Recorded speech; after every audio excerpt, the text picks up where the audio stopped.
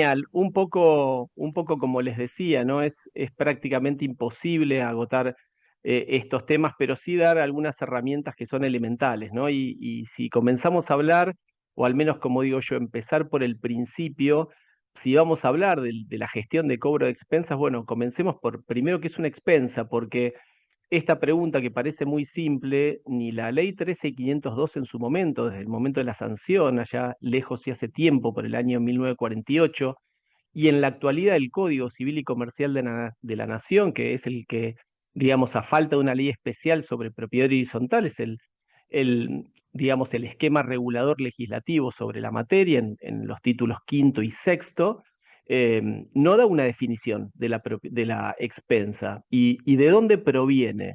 En realidad, la expensa proviene etimológicamente hablando, el latín, del vocablo pendere, que en realidad lo que significa es pesar, digamos, pesar con exactitud. La expensa tiene que ver con el costo de las cosas por su propio peso. De ahí viene la expresión a mis expensas. Lo que pasa que en materia de propiedad horizontal se tomó básicamente como si fuese un gasto. Entonces hoy las expensas tienen que ver con determinados gastos que tenemos en el ámbito de la propiedad horizontal. Y la realidad es que el derecho de propiedad horizontal, entre muchas cuestiones, generalmente la doctrina coincidía en que se trata de un derecho, independientemente que es un derecho autónomo y muy especial, es una suerte de yuxtaposición entre un derecho de dominio y un derecho de condominio.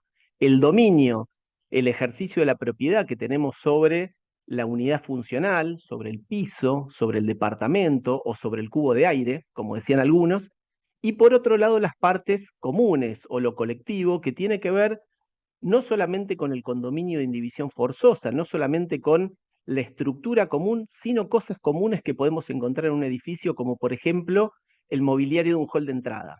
El punto es que si hablamos de expensas como gastos, esto tiene que ver pura y exclusivamente con lo común. ¿Por qué? Porque lo privativo, lo que tiene que ver con el mantenimiento y con el sostenimiento de lo privativo, le cabe a cada titular de dominio. Ahora, el mantenimiento de las partes comunes también le cabe a los titulares de dominio, pero les cabe a esos titulares en función de la proporción o de lo que significa la unidad funcional respecto del todo. Por eso, digamos, una de las obligaciones principales de los propietarios o de los titulares de dominio es el sostenimiento de las expensas ordinarias y extraordinarias en lo que implica su coeficiente o su porcentual.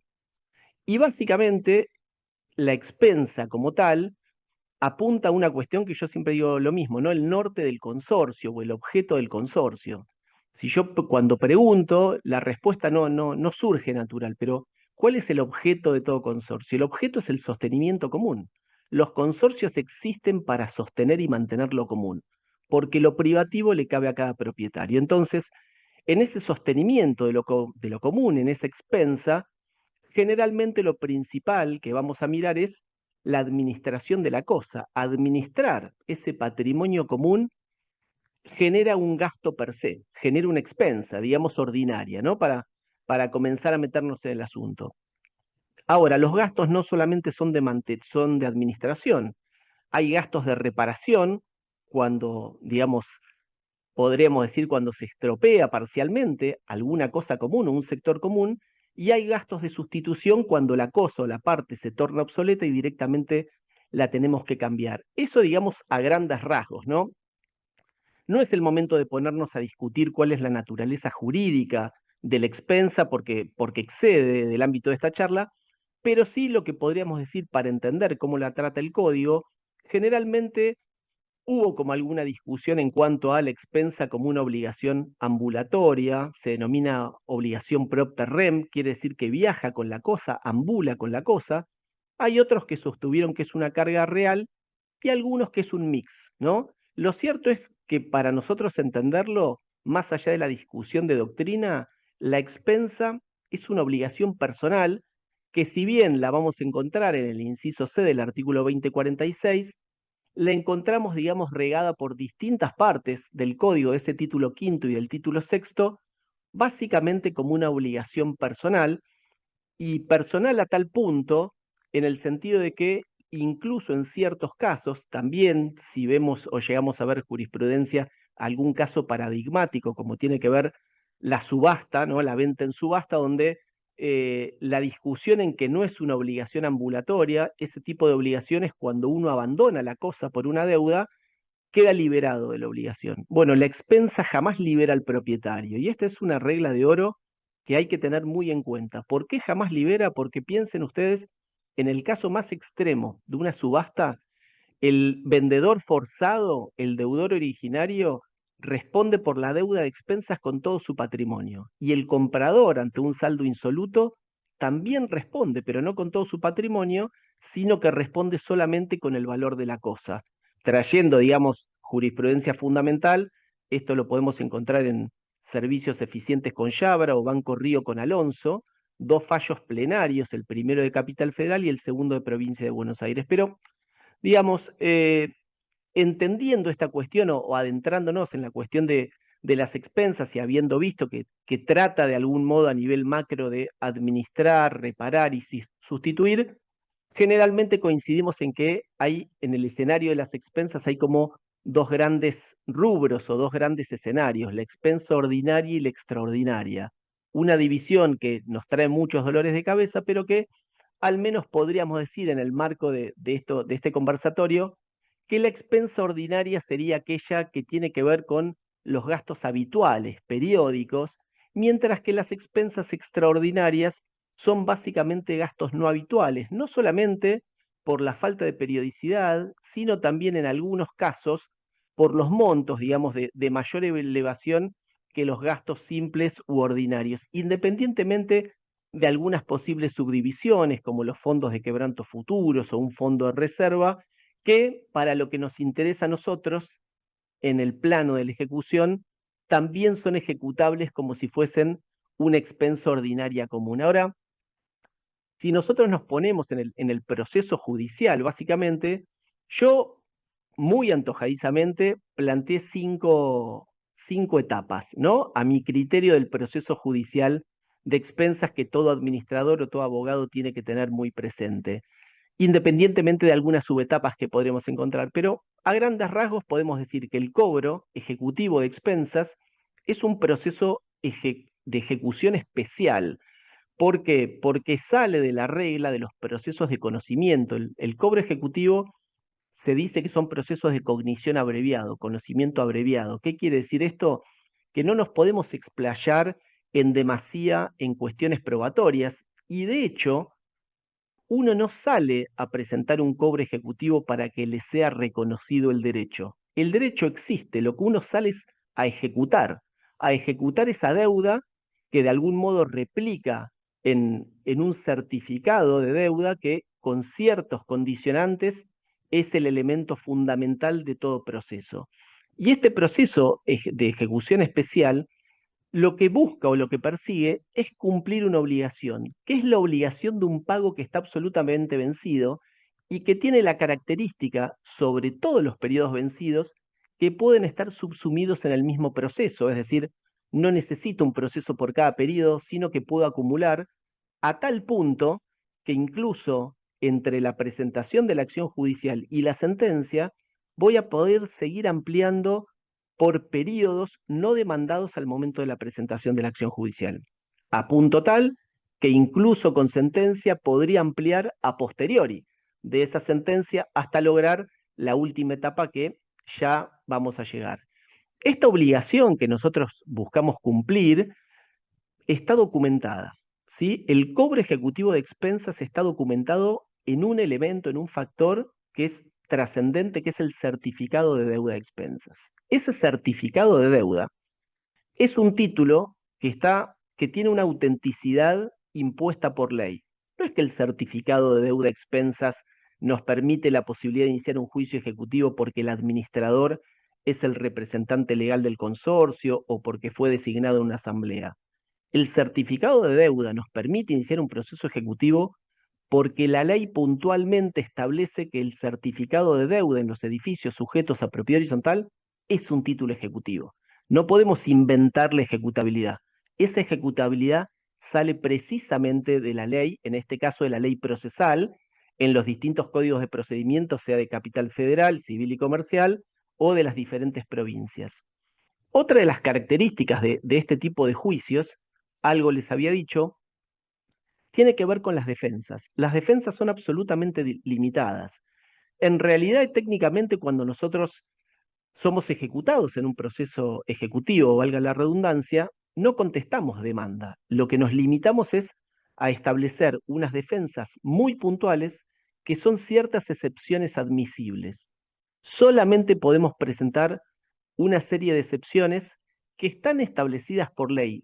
La regla general es que el proceso ejecutivo no se abre a prueba, al menos sobre cuestiones que no estén dentro de esas defensas limitadas que vamos a ver en un momento. Y otra característica fundamental del proceso judicial de cobro de expensas tiene que ver con la sentencia. La sentencia hace cosa juzgada formal y no material. ¿Qué quiere decir esto?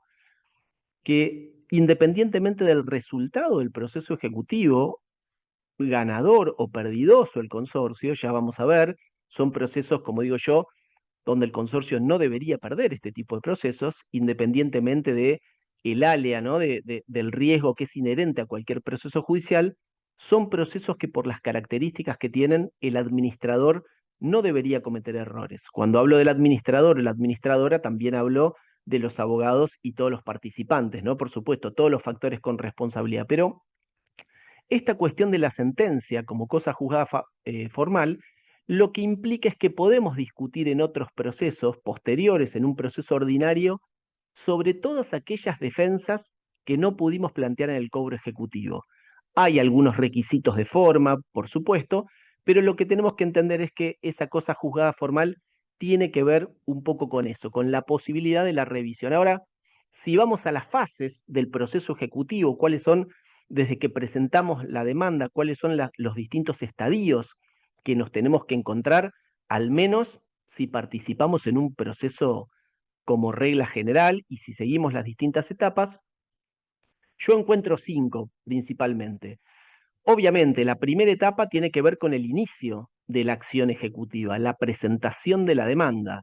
Y el juicio ejecutivo, como es un proceso, digamos, concentrado, como les decía anteriormente, de cognición abreviada, tiene algunas ventajas respecto de otros tipos de procesos. Tiene pros y contras, pero si hablamos de los pros, tenemos que ver que este proceso está eximido de algún lado, de algún modo, de la instancia de mediación prejudicial obligatoria de Capital Federal, provincia y aquellas provincias donde tiene el sistema de mediación prejudicial. Es decir, no es que esté eximido, pero es una facultad del ejecutante presentar el juicio ejecutivo directamente como tal o iniciar el proceso de mediación previa, que por supuesto sería un sinsentido, porque iniciar un proceso de mediación no solamente habilita un mayor esquema probatorio para ese ejecutado, sino que hace de un procedimiento que va a ser mucho más largo, engorroso y además costoso. Con lo cual, ante la posibilidad de presentar un juicio ejecutivo, no tiene ningún tipo de sentido establecer esta instancia de mediación previa. Nosotros ya presentados en tribunales con una acción judicial, con una demanda ejecutiva presentada, la segunda etapa tiene que ver con la notificación, con el traslado de esa acción ejecutiva, que básicamente es el diligenciamiento del mandamiento de intimación de pago, posición de excepciones y embargo. Ese mandamiento, ese documento notificatorio, va a hacer que el ejecutado, por regla general, en un plazo de 5 días, como principio general, se presente en el expediente ejecutivo con esa posibilidad de defensa acotada que es la oposición de excepciones. Esas excepciones que puede plantear, esas defensas limitadas, son aquellas que nos trae la ley procesal. Digamos, no se las voy a enumerar una a una, pero estoy convencido que son cuestiones que todos ustedes conocen y sobradamente. Nosotros podemos plantear como excepciones el hecho de que se haya presentado el cobro ejecutivo ante un juez incompetente, el hecho de que entendamos que puede haber una falta de personería en el ejecutante, en el ejecutado, que puede existir una inhabilidad de título, es decir, el certificado de deuda puede tener algún defecto invalidante, y hay otro tipo de defensas, por supuesto, demostrar que hay un pago documentado, parcial o total, quita, espera, remisión, novación, prescripción y todas las excepciones que plantea la norma procesal. Ahora, si no pongo excepciones o el ejecutado no pone excepciones o se oponen excepciones y se abre esa pequeña instancia probatoria sobre las excepciones opuestas, acto seguido vamos a tener la sentencia de tránsito y remate, la sentencia de ese proceso ejecutivo. Y si esa sentencia, digamos que va a mandar en el mejor de los casos a pagar al deudor, no solamente el capital, no solamente los periodos adeudados de expensas, sino la tasa de interés que fije el juez, que puede coincidir con la tasa del reglamento o no, porque el juez tiene facultades morigeradoras, podría cambiar esa tasa, pero además de pagar, ejecutar el capital, adiciona los intereses y todos los gastos. Ahora bien, si el ejecutado no paga en el plazo de sentencia, la quinta etapa sería la ejecución forzada, que es la que decanta en básicamente la subasta judicial.